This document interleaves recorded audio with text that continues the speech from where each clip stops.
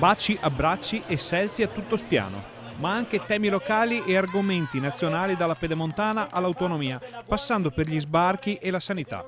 La Lega conferma di voler far sul serio e porta a Bassano i grossi calibri per lanciare la volata ai candidati del Carroccio nei comuni del territorio.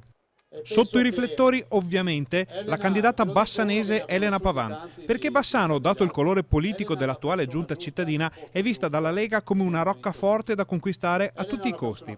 Sul palco con la Pavan tutti i candidati sindaci della zona e altri amministratori, come il sindaco di Vicenza Francesco Rucco. Oltre allo Stato Maggiore del Veneto con Luca Zaia, il consigliere regionale Nicola Finco, il presidente del Consiglio Veneto Roberto Ciambetti e tanti altri volti noti della Lega Nostrana. Bassano è una bella città, l'abbiamo sempre difesa e speriamo anche di andare a governare. Elena è un bel candidato, Elena Pavan è un candidato in gamba e si è presentata bene, ha un bel programma e direi che sarebbe bene che i bassanesi scegliessero lei. La portata dell'evento è segnata particolarmente dalla presenza in piazza di due ministri, Lorenzo Fontana ed Erika Stefani, e ancor più da quella del vice premier Matteo Salvini. L'arrivo di quest'ultimo è più da rockstar che da ministro dell'interno, con due ali di folla impazzita e un servizio d'ordine in pieno stile red carpet.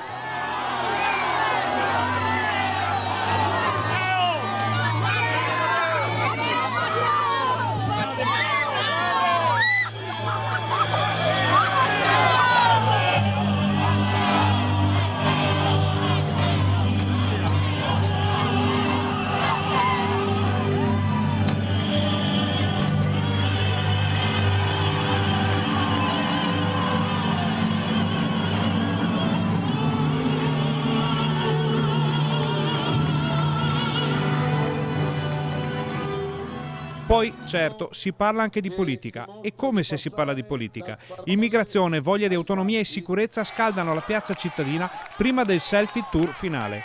E c'è quello che suona come un avvertimento agli alleati di governo. No all'autonomia, no al tribunale, no alla flat tax, no ai porti chiusi, no alla TAV. Ragazzi, c'è bisogno di sì e non ci pagano lo stipendio per dire no. E quindi noi andiamo avanti e come Lega abbiamo dimostrato di essere testoni.